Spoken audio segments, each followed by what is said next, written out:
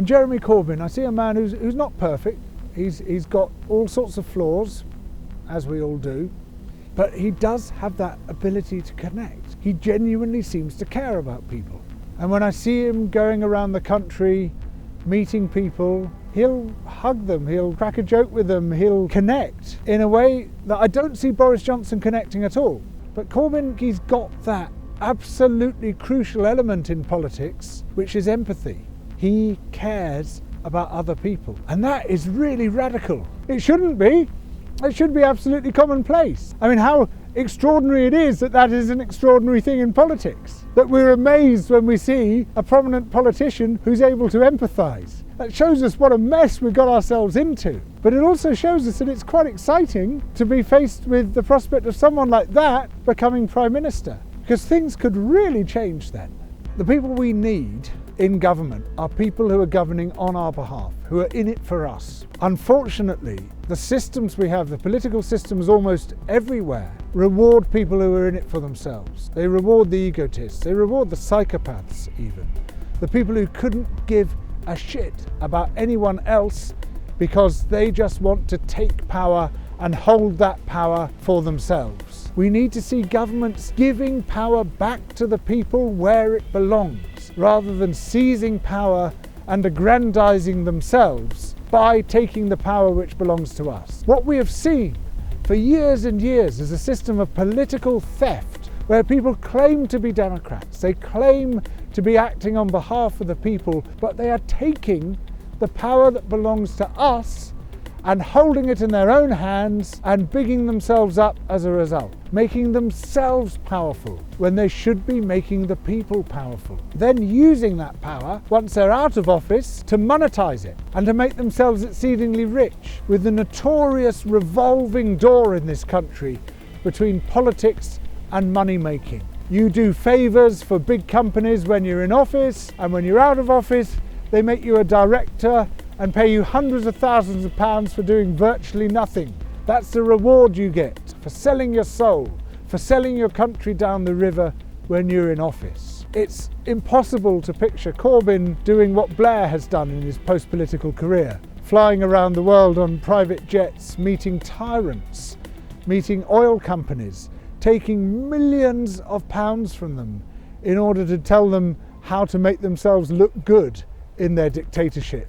There's a huge amount of psychological work showing that as people acquire wealth and power, their empathy progressively gets shut down. They become much less connected to the concerns of other people, much less interested in the lives of other people. This is why it's so disastrous to have politicians drawn from a small group who have a sort of hereditary wealth and power. And this psychological tendency is compounded by the fact that if you are very rich, you're much less likely to use public services. There are lots of very rich people whose only public service they use is the roads. They don't use public health, they don't use public education.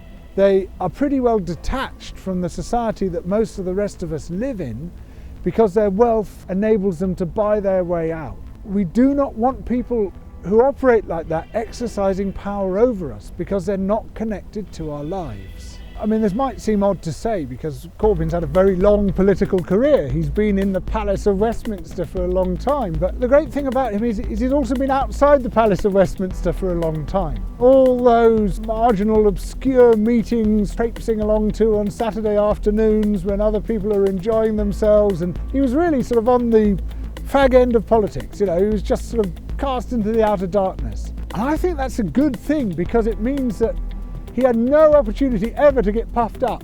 That's what we want. We want people in politics who have not become these great towering egos because everything has gone their way. Time and again, when I see people like Dominic Raab or Priti Patel, I see people who, in my view, just don't appear to empathise with other people. They don't seem to care about the impacts that they have on other people. They don't seem to feel guilt about the harm that they might do. They look like psychopaths. We can't allow people like that to have power over us. That's an incredibly dangerous situation. You know, I often think that what counts most in politics is the ability to care. It's the ability to care about other people. And what I see in the current government is a government which just doesn't care. It does not seem to care about people who it should be looking out for. Even though most of us are really hungry, we have to be careful with our food, so we try not to eat a lot in one day. People with health conditions, people with disabilities, people whose children need educating, everyone, except for the tiny group of people who can buy their way out of the system, whom they really seem to represent. We find ourselves in a very dangerous situation now, where we could see those people re-elected, and I just dread to think what power they could then exercise over us. If Boris Johnson wins this election, the hedge funds win, the big banks win, the offshore capital wins. The power that has been exercised over us for many centuries, for long before the democratic era, that wins, because it's all still vested in his party, and he's a champion of those extra political powers. If Corbyn wins, we as a nation win. So we're faced with one of the starkest choices that people have ever been faced with at an election in the UK. It is critically important that we vote in the interests of all rather than in the interests of some. Whoever wins the general election, we desperately need an active, independent media which is not owned by billionaires. And Double Down News, I can assure you, is not owned by billionaires. So please support them, and please help out a bit if you can by giving them some funding through Patreon.